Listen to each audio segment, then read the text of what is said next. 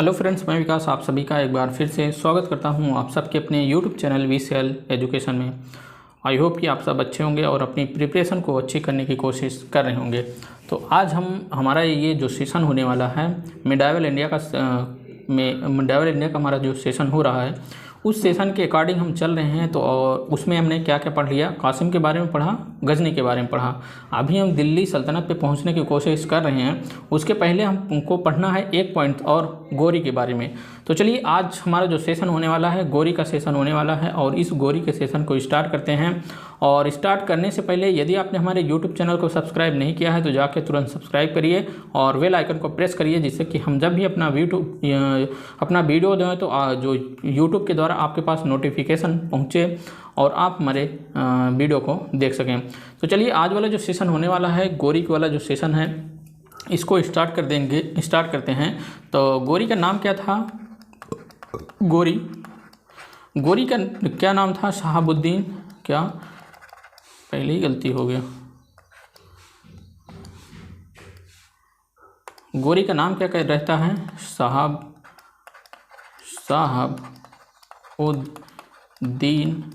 मोहम्मद गोरी। गोरी का नाम ये रहता है शहाबुद्दीन मोहम्मद गोरी। और इसने जो ये कौन रहता है? ये अफ़गान का क्या रहता है? अफ़गान का सेनापति रहता है। और इसने जो अटैक किए थे उसके बारे में हम जानने की कोशिश करेंगे। और जो भी इम्पोर्टेंट अटैक थे गोरी के उन सारी चीज़ों को जानेंगे। और जो भी ज़्यादा इम्पोर्टेंट है उसको हम डिस्क्राइब करने की कोशिश करेंगे। और तो ये इसका उद्देश्य क्या था? अटैक करने का उद्देश्य क्या था? उद्देश्य की अगर हम बात करें, क्या उद्देश्य की बात करें तो उद्देश्य इसका था वही जो गजनी का उद्देश्य था। गजनी का क्या उद्देश्य था? धन संपदा को लूटना। इसका भी वही उद्देश्य था, धन को प्राप्त करना। धन को क्या करना? प्राप्त करना, इसका भी उद्देश्य था। अब हम इसके इम्पॉर्टेंट अटैक्स की बात करें, किसके अटैक की बात करेंगे? इसके अटैक्स की बात करेंगे। जो 1175 में ये अटैक करता है, कहाँ पे? मुल्तान पे अटैक करता है। कहाँ? मुल्तान पे अटैक करता है। कब? 1175 में। जब इसने मुल्तान पर अटैक किया उसके बाद इसका जो अटैक्स होता है 1178 में। 1178 में ये कहाँ अटैक करता है? पाटन, गुजरात के पाटन में इसका अटैक होता है। और यहाँ का जो शासक होता है, मतलब यहाँ किसके ऊपर अटैक करता है? ये भीमदेव सेकंड के ऊपर। किसके? भीमदेव सेकंड। अब भीमदेव सेकंड की जो संरक्षिका होती है, संरक्षिका की बात करें तो संरक्षिका इसकी होती है इसकी माता कौन होती है? माता का नाम था नायिका देवी। क्या? नायिका देवी। माता का नाम क्या रहता है? इसकी माता का नाम रहता है नायिका देवी। अब यहीं अगर हम बात कर लें तो जो इसकी हार हुई थी, क्या जो गोरी की हार हुई थी, ये यहीं पे जब अटैक किया था तो इसकी जो यहाँ पे क्या हो जाती है? हार हो जाती है। किसकी? गोरी की यहाँ पे जब हार हो जाती है तो ये इसकी क्या थी? पहली हार थी। पहली हार किसकी होती है? यहीं पे होती है। किसकी? गोरी की पहली हार जब यहाँ पे होती है उसके बाद भी इसके अटैक्स हुए हैं। तो उन सारे अटैक्स को जानने की कोशिश करेंगे जो इसके इम्पोर्टेंट अटैक्स हैं। तो चलिए आगे चलते हैं। इस सेशन को बढ़ाते हुए हम आगे चलने की कोशिश कर रहे हैं। तो जो इम्पोर्टेंट अटैक हैं वो उनके बारे में जानने की कोशिश भी कर रहे हैं। तो चलिए आगे चलते हैं। आगे जो इसका जो इम्पोर्टेंट अटैक होता है 1179 में। 1179 में इसने पेशावर पर अटैक किया था। पेशावर पर अटैक करता है और उसके बाद 1181 में इसका अटैक्स होता है। कहाँ? लाहौर पर। कहाँ? लाहौर पर इसका अटैक होता है। और उसके बाद जो अटैक होता है जो 1189 में इसका अटैक होता है। 1189 तब में लगा लो एडी की बात करते हैं, मतलब ईस्वी की बात कर रहा हूँ। 1189 एडी में इसका अटैक्स हुआ था भटिंडा पे। कहाँ पे? भटिंडा पे। यही भटिंडा का कारण रहता है तराइन वाला युद्ध होने का। भटिंडा पे इसने जब कुछ क्षेत्रों पर इसने अपना अधिकार कर लिया तो ये जो भटिंडा वाला एरिया आता था, ये जो पृथ्वीराज चौहान थे, किसके? पृथ्वीराज चौहान के एरिया में आता था। कौन आता था? भटिंडा क्या आता था? पृथ्वीराज चौहान के एरिया में आता था। इसका भटिंडा पे कुछ क्षेत्रों पर इसका जब अधिकार हो जाता है। अब पृथ्वीराज चौहान भी उस समय चाहते थे कि उनके साम्राज्य का क्या हो, विस्तार हो, और यही कारण था कि जो ये अपने साम्राज्य का विस्तार करने चाहते थे। उस तरफ गोरिक्स के अटैक हो रहे थे और वो भी अपने साम्राज्य का विस्तार और धन को लूटना चाह रहा था। तो अब पृथ्वीराज चौहान को अपने साम्राज्य का विस्तार करना है, तो अब यहाँ पे गौरी को हराना बहुत ही इम्पोर्टेंट हो जाता था। तो जब इन गौरी को जब तक हराएंगे नहीं तब तक इनका मतलब कि साम्राज्य का विस्तार ये कर नहीं सकते हैं। तो इसलिए इनके ऊपर दबाव था और गौरी को हराना ही था। यही कारण रहता है कि जो पृथ्वीराज चौहान को इसको अच्छा नहीं लगता, और यही कारण रहता है कि जो तराइन का फर्स्ट बैटल होती है वो ये भटिंडा पर जब गौरी ने अटैक किया, तो यही कारण होता है इसका, जो तराइन का फर्स्ट बैटल होते। चलो हम देखते हैं जो तराइन का फर्स्ट बैटल थी वो क्या थी। तो जो हम पहुंच गए कहाँ, तराइन में, क्या करने, युद्ध करने तराइन। अब तराइन में हम पहुंचते हैं कब, 1191 की बात कर रहे हैं, 1191 की बात कर रहे हैं। यहाँ इस तरफ रहती है पृथ्वीराज चौहान मतलब चौहान थर्ड, पृथ्वीराज चौहान थर्ड की सेना रहती है। पृथ्वीराज चौहान और पृथ्वीराज चौहान की थर्ड की सेना रहती है। और दिल्ली से गोविंद राज तोमर, दिल्ली से के गवर्नर गोविंद राज तोमर भी इनके साथ आते हैं। गोविंद राज तोमर भी इनके साथ क्या आते हैं। अब इस तरफ कौन होता है, इस तरफ होता है गौरी और गौरी की सेना। इस तरफ होती है गौरी और गौरी की सेना होती है। इन दोनों के बीच क्या होता है, युद्ध होता है। इन दोनों के बीच जब ये युद्ध होता है तो इसमें गौरी की क्या हो जाती है, हार होती है। लेकिन हार होने से पहले क्या होता है, जब इस यहाँ पे हो रहा था तो गोविंद यहाँ पे जब गौरी ने इसके ऊपर अटैक किया गोविंद राज तोमर के ऊपर, तो गोविंद राज तोमर ने मतलब कि इसके ऊपर गौरी के ऊपर अटैक किया और इसके दांत वात टूट गए, मतलब दांत वात टूट गए। और ये क्या हुआ, घोड़े से जो है, घोड़े से गिरने ही वाला था और उसका घोड़ा भाग रहा था, घोड़े से गिरने वाला था। क्या गौरी क्या होता, घायल हो गया था। जब ये घायल हुआ, घायल होकर के घोड़े से गिरने वाला था, क्या घोड़े से गिरने वाला था, तभी इसके एक जो सैनिक था, एक सैनिक की नज़र इसके ऊपर पड़ती है। किसके ऊपर, गौरी के ऊपर पड़ती है, जो उसके ऊपर पड़ती है। तो वो क्या करता है कि कूद फान के अपना उसके घोड़े पर जाता है और गौरी को बचाता है, और उस युद्ध के मैदान से गौरी को कहाँ ले जाता है, बाहर ले जाता है। इस युद्ध के मैदान से, जो युद्ध के मैदान है, यहाँ से गौरी को क्या ले गया, ये बाहर ले गया। ये जब बाहर उसका जो सैनिक था उसको गौरी को बाहर ले जाता है, तो जो गौरी की सेनाएं थी उसका नेतृत्व करने वाला कोई बचता नहीं है। तब गौरी की सेना इधर उधर हो जाती हैं और यहाँ पे गौरी की हार हो जाती है। अब उसको गौरी को क्या कर वापस चला जाता है अपने यहाँ। जब वहाँ से वापस चला जाता है और यहाँ पृथ्वीराज चौहान गौरी की सेना और गौरी को पीछा करते हैं, लेकिन बहुत दूर तक पीछा नहीं करते हैं। और यही कारण था, यदि पृथ्वीराज चौहान इसका पीछा करके यहाँ पे मार दिए होते, जो तराइन वाला सेकंड युद्ध हुआ था वो ना होता। अब कोई न किसी को भी आप उस समय परास्त कर रहे थे, वो अपना बदला दोबारा लेने की कोशिश करता था। यदि उसके पास कोई भी ऑप्शन मिल जाता था कि दोबारा वो अटैक करके वो अपना बदला ले सकता था, तो हर एक लोग क्या करते थे, यही करते थे कि वो अपना बदला लेना चाहते थे। कोई भी उनको मतलब मजबूत स्रोत मिल जाए कि वो अटैक करें और वो जीत जाएं, तब वो क्या करते थे, अपना बदला जरूर लेते थे। तो चलिए आगे चलते हैं।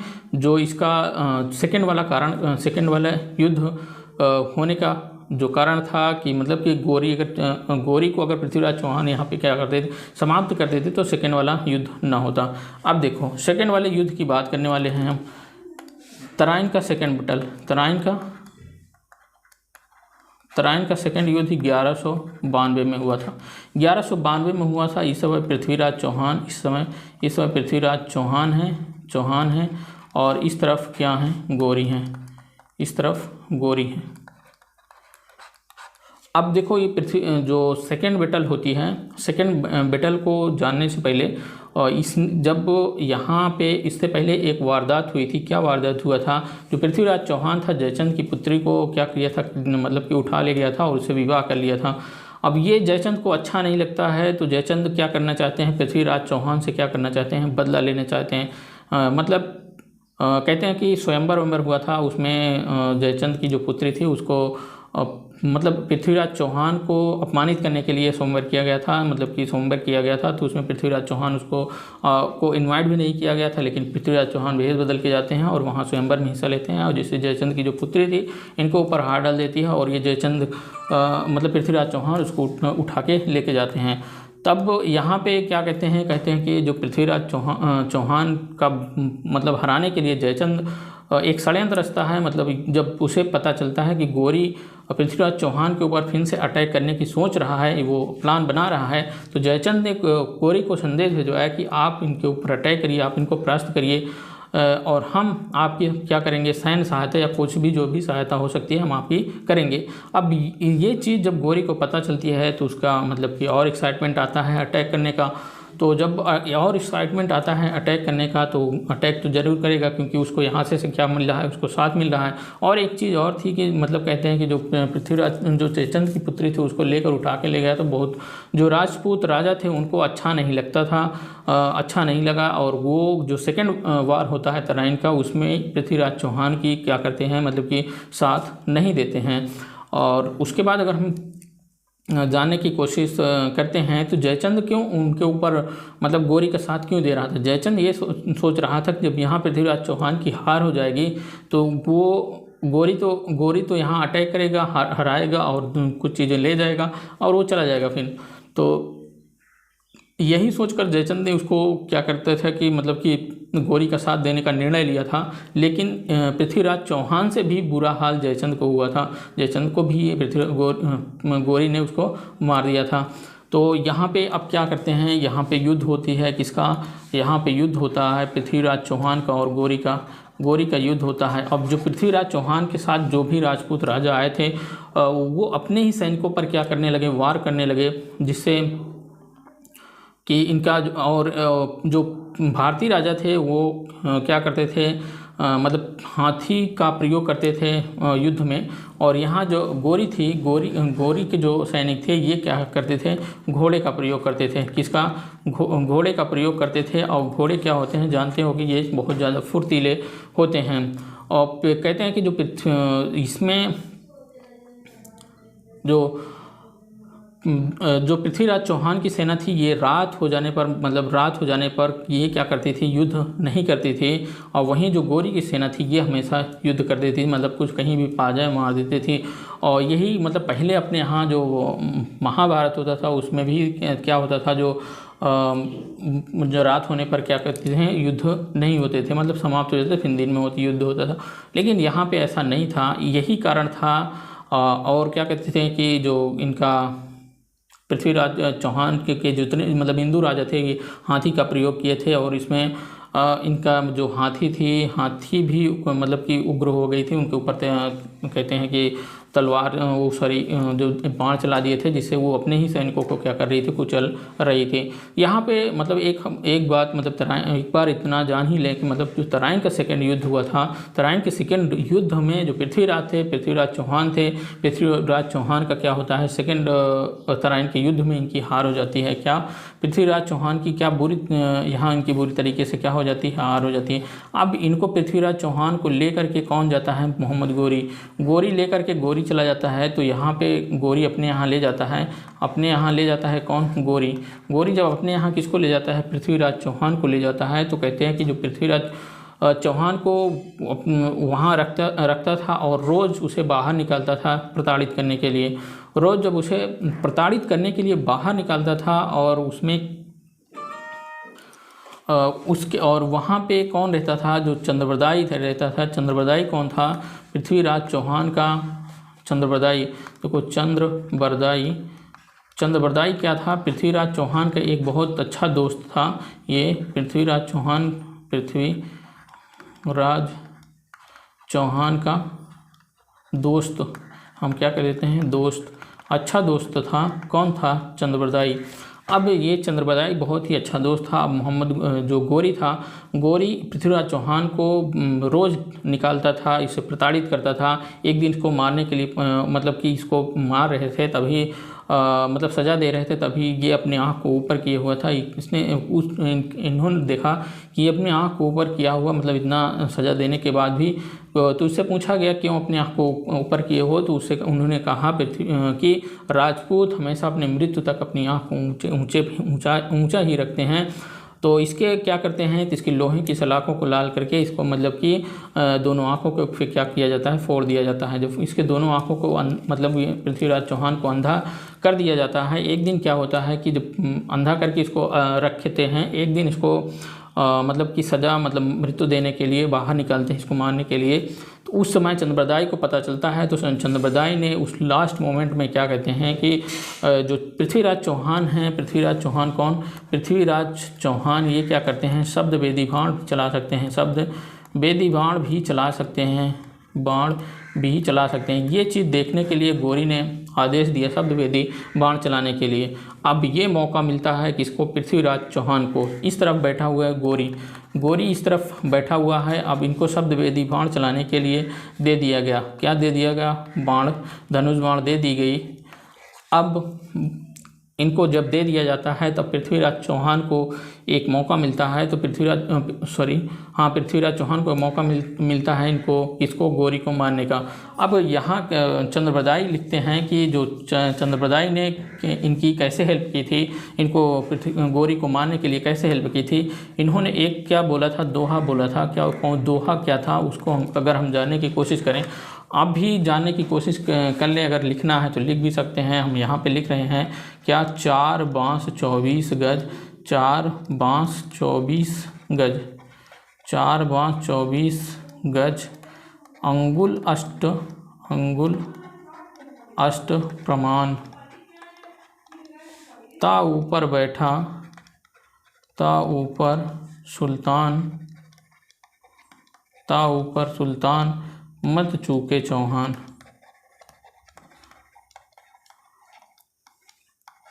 मत चूके चौहान। जब इस दोहे को चंद्रबरदाई बोलता है तब जो पृथ्वीराज चौहान थे अपनी बाण को चला देता है।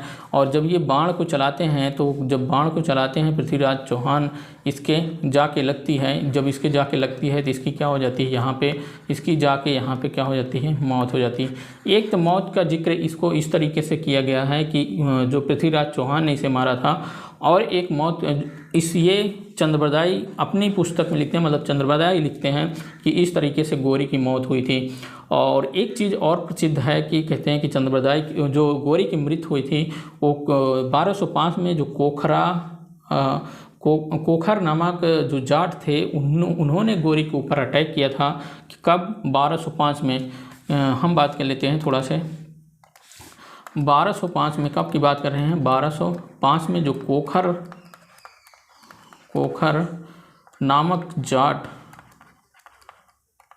नामक जाट ने क्या किया था, गौरी के ऊपर अटैक किया था। किसके ऊपर अटैक किया था, गौरी के ऊपर अटैक किया था, गौरी के ऊपर। तो यहाँ गौरी क्या हो गया था, बुरी तरीके से घायल हो गया था। जब ये घायल हो गया था, बहुत ही बुरी तरीके से घायल हो गया था। इसी घायल की वजह से ये क्या हुआ था कि 1206 में इसकी क्या हो जाती है, मृत्यु हो जाती है। किसकी, गौरी की। एक चीज़ ये भी आपको मिलेगा। और जब ये गौरी जब वहाँ अपने यहाँ से वापस आ रहा था, इसका जो मुख्य सेनापति था, जो इसका मुख्य गुलाम था, इसका जो वफादार सेनापति था वो था कुतुबुद्दीन ऐबक। तो इसने अपने जब कहते हैं एक चीज़ तो ये कहते हैं कि मतलब कि गौरी वापस लौटते हुए इसे मतलब कि जो कुतुबुद्दीन था, कुतुबुद्दीन ऐबक को क्या करता था कि यहाँ का जो सम्राट था उस पर उसको अधिकार दे दिया जाता है। उसको मतलब कि उसको यहाँ पे जो क्या कहते हैं कि मतलब अब इस साम्राज्य का पूरा मालिक किसको बना देते हैं, कुतुबुद्दीन ऐबक को। लेकिन और कुछ चीज़ें ये सुनने को मिलती हैं, मतलब ये जानने को मिलती हैं कि जब गौरी की मृत्यु हो जाती है तो गौरी के यहाँ के जो अमीर लोग थे, गौरी के जो अमीर लोग थे, उन्होंने क्या किया था, कुतुबुद्दीन ऐबक को बुलाया था। कुतुबुद्दीन ऐबक को बुला करके उसको क्या किया था, बुद्दीन ऐबक को बुला करके बुला करके मतलब कि उसको राजा बनाया था। मतलब उसको हम कह सकते हैं कि